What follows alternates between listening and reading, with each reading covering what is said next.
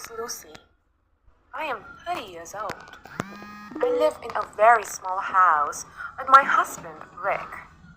We have been married for 11 years. I am a housewife. I stay at home all day. I clean the house, cook meals, and wait for Rick to return. We do not have children. I want them. Rick says he does not. He says maybe later. I stop asking after a while. Lately, Rick feels different. He speaks less. He travels more. When he comes home, he looks tired and distant, like his body arrives before his mind. Sometimes I try to talk to him. "How was your trip?" I ask. "Fine," he says. He looks at his phone. The conversation ends. When Rick is gone, the house feels too quiet. I do not have friends in this town. The only person I speak to regularly is the milkman. His name is Joshua. He comes early every morning. The sun is barely up. He places the bottles by the door. Some mornings, I open the door before he leaves. He always smiles when he sees me. "Good morning, Lucy," he says. "Good morning," I reply. At first, we only talk for a moment, about the weather, about nothing important. But slowly, our conversations grow longer. Joshua asks how I am feeling. He waits for my answer. He listens. That feels strange and comforting. Some mornings, we sit on the front steps. The street is empty. The air is cool. I tell him I feel lonely. I tell him I feel invisible in my own home. "You shouldn't feel that way," he says quietly. When Rick is away, I invite Joshua inside for tea. We sit at the kitchen table. We talk for hours. Nothing inappropriate happens, but there is closeness, a feeling I cannot name. Rick does not notice, or maybe he does not care. One afternoon, Rick comes home from a trip. He drops his bag by the door. "My clothes are dirty," he says. "Wash them." I nod and carry the laundry basket to the laundry room. I begin sorting the clothes. I pick up one of Rick's white shirts. As I turn it over, something catches my eye. A red mark on the collar. I move the shirt closer. My heart begins to beat faster. It is lipstick. It is not mine. I stand there holding the shirt. Rick is in the other room. I can hear his voice. He is laughing.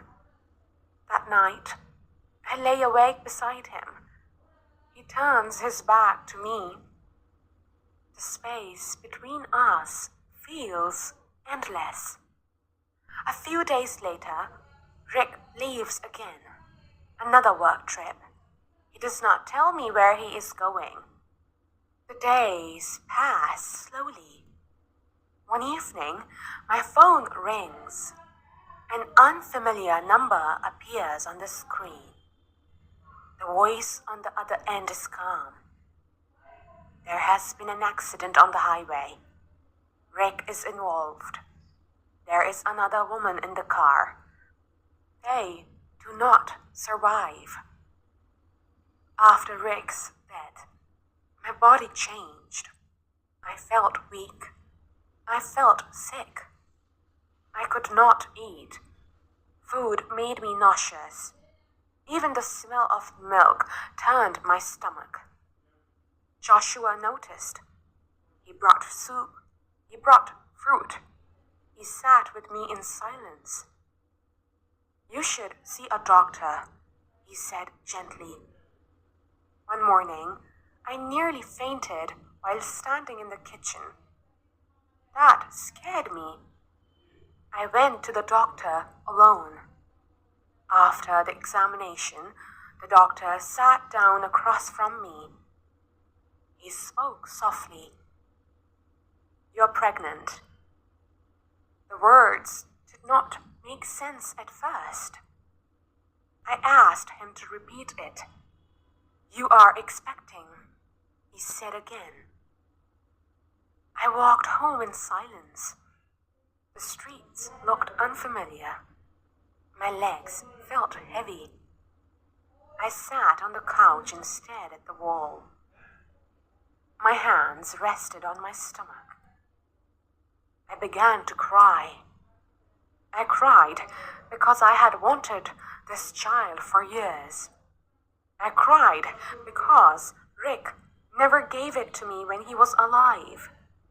I cried because he cheated on me. I cried because he was gone. Maybe he knew.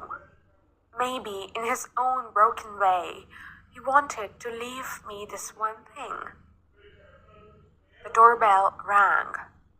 Joshua stood outside. He took one look at my face and knew something was wrong. He stepped inside without speaking. I broke down. I told him everything about the doctor, about the baby. I'm pregnant, I said, through tears. It's Rick's. Joshua was quiet. Then he smiled softly. I want to be here, he said, for you, for the baby. I pulled away slowly. No, I said, we can't. He looked confused, but he listened. I loved Rick, I said. Even after everything, I don't want to replace him. I don't want my child to grow up feeling like someone took his place. Joshua nodded. I'll stay as a friend, he said. That's enough. From that day on, Joshua stayed. He helped me when I was tired. He walked with me to appointments. He listened when I needed to talk. He never crossed the line. One morning, I stood by the window with my hand on my stomach. For the first time in years, I did not feel lonely. I understood something then. Trust can hurt. Love can fail. But even in loss, life can begin again.